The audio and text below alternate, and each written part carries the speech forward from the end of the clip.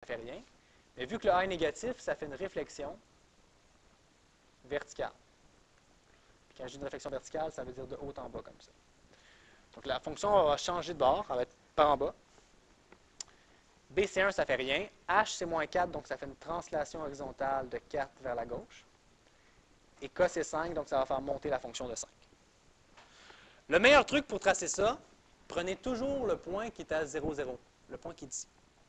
Parce que je te rappelle, ce point-là, il n'est pas affecté par H, par A ni par B. Il est juste affecté par H et K. Donc ce point-là, tout ce qui va s'être passé, on va l'avoir tassé de 4 vers la gauche et on va l'avoir monté de 5. Donc le mieux, c'est de faire ça, 4, moins 4, 5. Alors ce point-là est rendu ici. Donc on a fait H et K. Et finalement, on va renverser le graphique. Ça va être la même chose que ça, que celle-là ici, mais elle va être renversée. Donc je vais répondre à la question de David. L'idée pour faire le graphique, allez-y quand même exactement. Donc je vais prendre les points exacts, j'ai les points ici. Faites juste mesurer. À 4 du sommet, j'ai des points à 2 de chaque côté. Donc je me prends ça comme point de repère. À 4 du sommet, j'ai 2 ici puis 2 ici. Donc je vais faire la même chose de l'autre côté. À 4 du sommet, là, je m'en vais par en bas. Je dois avoir un point à 2 distances de chaque côté. Ici et ici. Et là, je fais ma courbe approximative. Et ça, c'est la fonction g de x. Okay, g de x est là. Donc, on le voit bien. Qu'est-ce qui s'est passé? Bien, on l'a tassé la fonction de 4, on l'a monté de 5, et on l'a reviré par en bas, à cause que le A était négatif. Oui, David? Oui, c'est un croquis. Je vous demande l'allure. Ce qui est important, c'est le point qui est à 0, 0, où est-ce qu'il est rendu. Puis après ça, prenez au moins un autre point. Là, je vais vous faire tracer votre ligne. De toute façon, vous n'avez pas d'instrument pour faire des courbes super belles. Oui? Oui? On ne l'utilise pas. Écoutez, vous avez pas.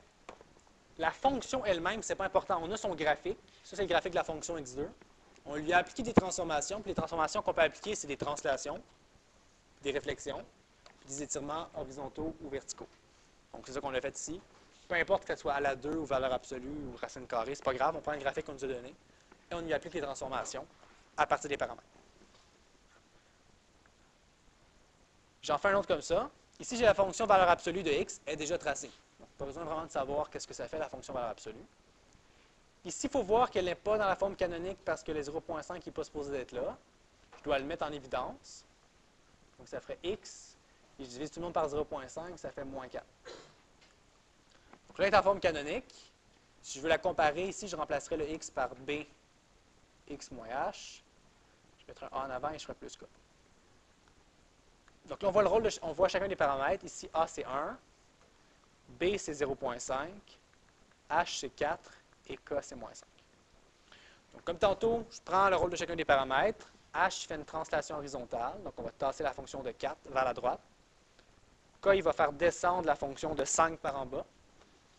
A, il ne fait rien. Et B, ça, c'est ce que j'ai dit tantôt. B fait une compression de 0.5. Mais ça revient au même que étirer de 2. Si tu compresses de 0.5, c'est comme je te donnais... Non, ça marche pas mon exemple, oublie ça.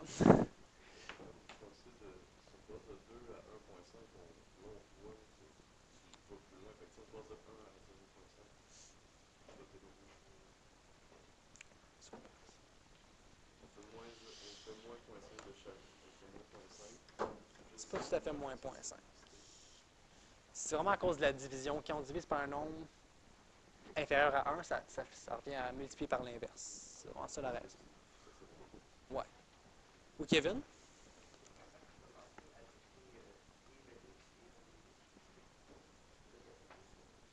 Il affecte juste le x aussi. Il va juste affecter le... Ah, tu parles ici? OK, ici, j'ai mis le 0.5 en évidence. Donc, j'ai divisé ça ici par 0.5 et ça par 0.5. J'ai mis en évidence, ça divisé par 0.5, ça fait x, et 2 divisé par 0.5, ça fait 4. Si je le remultiplie, ça fait 0.5x moins 2. La même chose que j'avais avant. OK, donc là, pour faire mon graphique, je fais comme tantôt. Prenez le point qui est à l'origine, le point ici qui est à 0, 0, puis appliquez les modifications pour HK. Donc, je le tasse de 4 et je le fais descendre de 5. OK, translation horizontale, translation verticale, ce point-là est rendu ici. Donc, normalement, s'il y avait juste ça comme modification, mon graphique serait pareil, j'aurais des branches comme ça ici.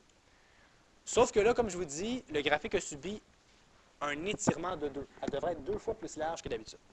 Alors, l'idée pour représenter ça, mesurer n'importe quelle mesure horizontale, comme par exemple, là c'est très très arbitraire, là, moi je dis ici qu'à 3 au-dessus du sommet, c'est 6 de large. J'aurais pu dire à 2 au-dessus du sommet, c'est 4 de large, ou à 4 au-dessus du sommet, c'est 8 de large, ça ne dérange pas. Moi je dis à 3 au-dessus du sommet, c'est 6 de large. Donc normalement, si je compresse 6 de 0,5, ça veut même que le multiplier par 2, c'est supposé être 12 de large maintenant. Si tu fais 6 divisé par 0,5, ça donne 12. Donc la fonction devrait être 12 de large à 3 au-dessus du sommet. Donc je m'en viens ici. 3 au-dessus du sommet, c'est là. Je suis supposé avoir 6 de large. 12 de large, je veux dire. Donc 6 de chaque côté. Comme ça ici. Et là, je trace ma fonction. Je suis sûr, là. 1, 2, 3, 4, 5, 6. Et c'est tout. Donc ça, c'est les modifications que la fonction a subies. On l'a déplacé horizontalement de 4, on l'a descendu de 5. Et à cause que le paramètre B, c'est 0,5, elle a été étirée de 2 horizontalement. On voit qu'elle est 2 fois plus large. Si jamais là, vous avez de la misère à visualiser ça, n'oubliez pas qu'on peut se servir de la petite formule qui est ici. Je vais juste vous la montrer graphiquement en action. Okay, mettons que j'ai encore le même problème ici. Puis là, tu n'es pas sûr. Là. Tu ne comprends pas trop ce qui arrive avec tes points. Puis vous pouvez prendre n'importe quel point. Par exemple, je dis, OK, je vais prendre ce point-là ici. Je vais regarder où est-ce qu'il est rendu. Ça, c'était le point 3, 3. Bon, ben, où est-ce qu'il est rendu le point 3, 3? J'ai juste à appliquer la petite formule. La petite formule, c'est que tu prends n'importe quel point XY, tu divises le X par B, tu fais plus H. Avec au tableau, je le rappelle. Tu multiplies Y par A et tu fais plus K. Donc, si je le fais avec le point 3, 3, où est-ce qu'il va être rendu le point 3, 3? Bien, je fais 3 divisé par 0,5 plus H qui est 4.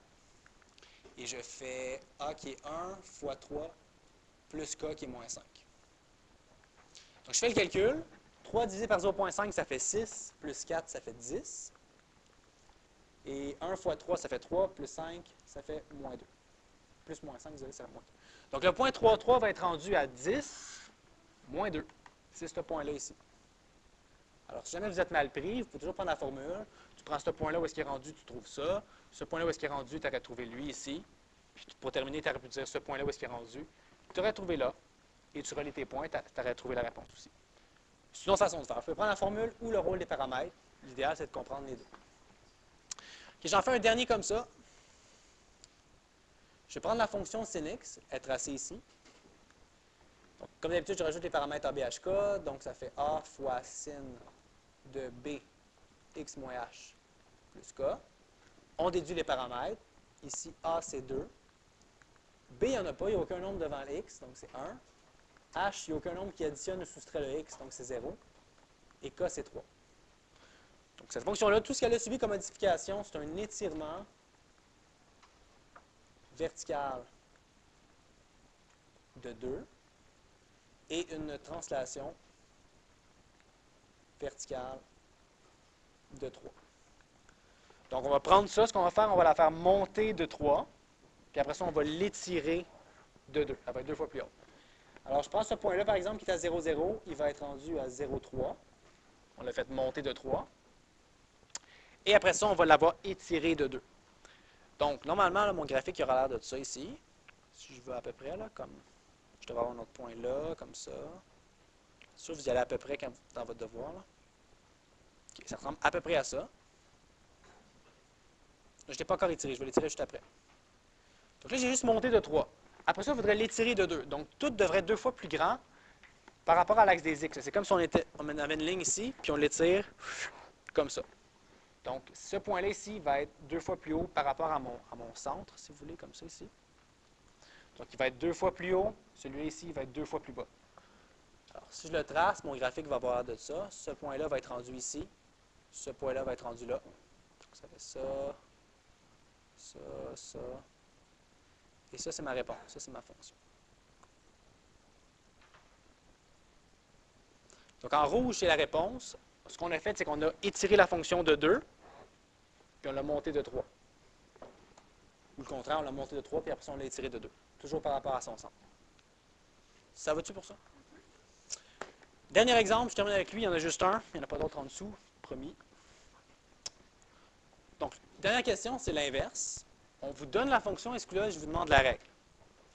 Alors, si j'ai la fonction racine de x qui est tracée en bleu, et je veux savoir c'est quoi la règle de la fonction en rouge.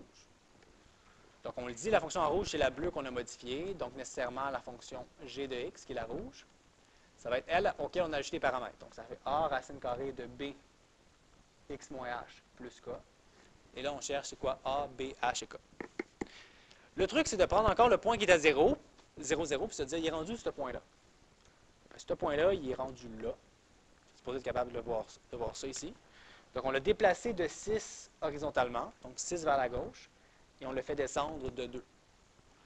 Alors, nécessairement, h, qui s'occupe des translations horizontales, c'est moins 6. Moins 6 vers la gauche. Et k, qui s'occupe des translations verticales, c'est moins 2, parce qu'on l'a fait descendre de 2. Tout ce qui reste, il faut remarquer, est-ce qu'il y a eu une réflexion horizontale? Non. Est-ce qu'il y a eu une réflexion verticale? Non plus. Donc, il n'y aura pas A et B vont être positifs, il n'y a pas de réflexion. Et finalement, est-ce qu'elle a l'air d'avoir été compressée horizontalement ou étirée verticalement? Elle a l'air d'être étirée verticalement. Compressée horizontalement aussi, ça serait bon, mais il est plus tough à voir. Mais étirée, ça serait parfait. Donc, on va dire qu'elle a été étirée verticalement. Donc, il n'y aura pas de B, pas de compression. B, c'est 1. Et pour trouver le A, qu'est-ce qu'on fait? On doit mesurer n'importe quelle mesure verticale. Donc, je le fais ici. Mesurer n'importe quelle mesure verticale, comme par exemple, je pourrais me dire à 4 unités du sommet, ça mesure 2 de haut. OK, ça, c'est ma mesure verticale. Donc, je vais en prendre la même mesure dans mon autre fonction, à 4 par rapport au sommet. Maintenant, ça mesure 6 de haut. Donc, on l'a étiré de 3. Et c'est 3 fois plus haut. Donc, le paramètre A, c'est 3.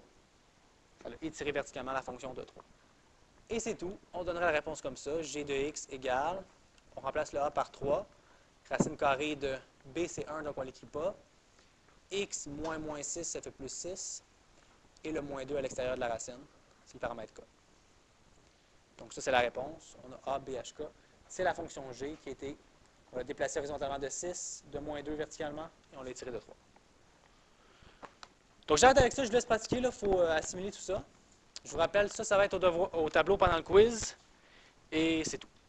Donc, je vous laisse pratiquer. Section 1, vous avez 2h30 pour la faire, et le quiz, c'est vendredi.